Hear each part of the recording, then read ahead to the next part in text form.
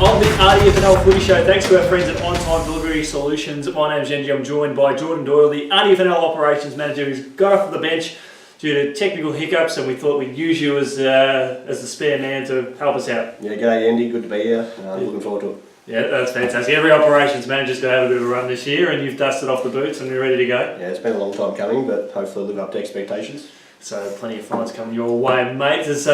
We saw a pretty good game, a pretty good round last weekend, and the ladder really starting to take shape. Horrendous conditions made playing conditions pretty ordinary. Yeah, look, it wasn't easy, but sides found a way, and as you said, really good round of footy, and shaping the ladder nicely for the second half of the season. Sensational, mate. Well, the first game we'll take a look at is Romsey's big win over Broadford, and an important win there for the Redbacks, who needed to get some percentage in what is sort of getting a close, tight sort of race to the finals. Yeah, Romsey are on the improve. O'Sullivan with 7 and named best on ground, and a 151 point win was a good result for them. And even though Broadford didn't get the win, I think they're improving every week, and they've got a big match coming up this round, so something to build on. Yeah, it's definitely a good effort there by Broadford. I love Romsey's goal kicking though, 15-3 in the first half. We know how tough the conditions were. Jack O'Sullivan, an outstanding player there for the Redbacks. Great to see him sort of step up, becoming a really good goal kicking midfielder, which is what we're starting to see more clubs have too, which is great. Yeah, and to kick 7 if you play in the midfield, that's a great effort, and holds them in good stead for the weeks to come.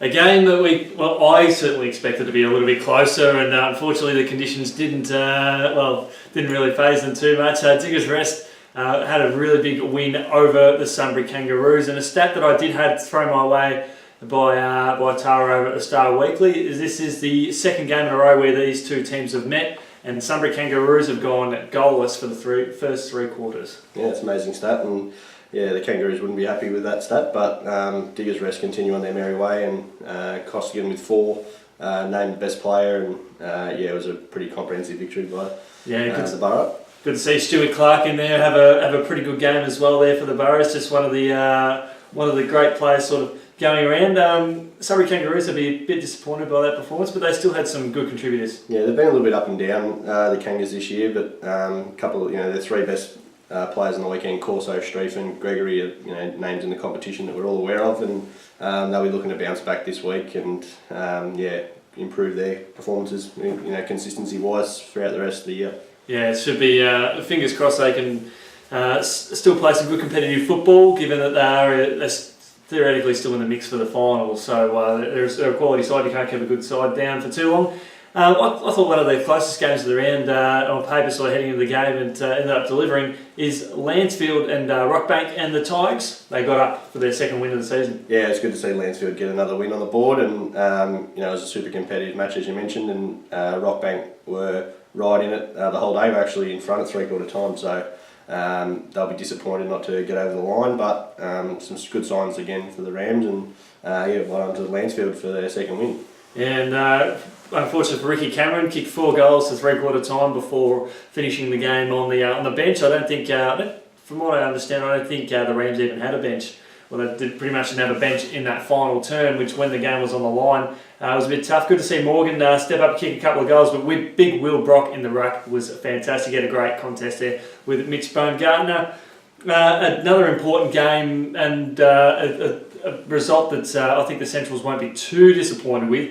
They went down to Rupertswood by 4 goals, and we're starting to see the Centrals really improve as the year goes on. Yeah, and they've got a big match current this week, but it was good for them to push Rupertswood the whole day. 25-point loss, even though no side's ever happy losing. I think they would have been reasonably happy with the margin in that game, and wouldn't have lost too much percentage. But Rupertswood, another 4 points for them, and Grigg, who's just come into the side recently with 5 goals, 5 out of 8 is a pretty big haul for that on the day, so they'll be looking forward to a big match this round, and continuing on their form. Great to see Dylan Weir step up and kick a few goals as well. He's been a good forward target for the Centrals this year, so the Centrals still a chance to make finals, but I think to push Rupertswood like they have pushed a lot of the quality sides in the comp Central, so I think there'll be plenty of positives to take away from that team. The game of the round on paper was certainly delivered in all aspects. It was Macedon just too strong by a few points over Wallen in a game that was affected by the weather elements, but geez, Macedon are now on the board as they're not flying under the radar anymore. They are a genuine threat. Yeah, that's why they're the reigning premiers. Really good victory out there at Wallen. They're the first side to win at Wallen this year. Wallen on top of the ladder going into the round, and to get over them by 2 points is a really big effort. The Magpies are still super competitive, and I don't think it was not a huge loss for them.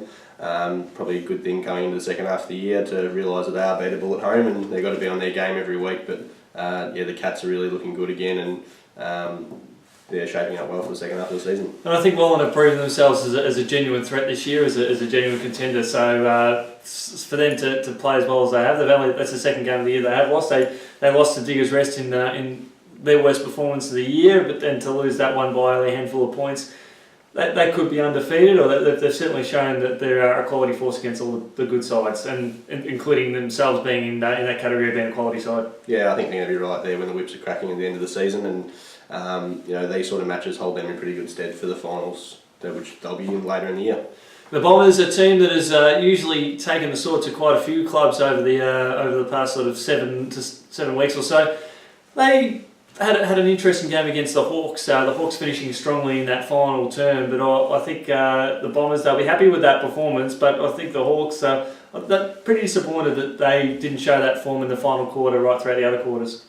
Yeah, on paper a 19-point loss to Woodend probably shows that they were pretty competitive, but when you look and dissect the match a bit further, 44 points at three-quarter time, Riddle might have taken the foot off the accelerator with one eye to next week in that last quarter, but Ross again with 4 goals and in the best, he's having a super season, and same names again for Woodend with Toman and Ray in the best, but having said that, it was good that Woodend did fight the game out. A lot of sides being down by 44 points at three-quarter time against Riddle could have put the cue in the rack and got pants in that last quarter, but they stuck to it, and I think that'll hold them in good stead for the next week. There's certainly been a lot of potential there from the Hawks, a team that hasn't played finals I think for about 7 or 8 years. So the last 4 weeks they've suffered losses against quality sides, but they've shown that if they can make finals, then they've got the runs on the board, the confidence to beat some of those sides. They've taken down Diggers Rest already this year, and so there is that potential there. Yeah, and they're showing that they're super competitive, and they've had, as you said, they've had a tough run the last month, so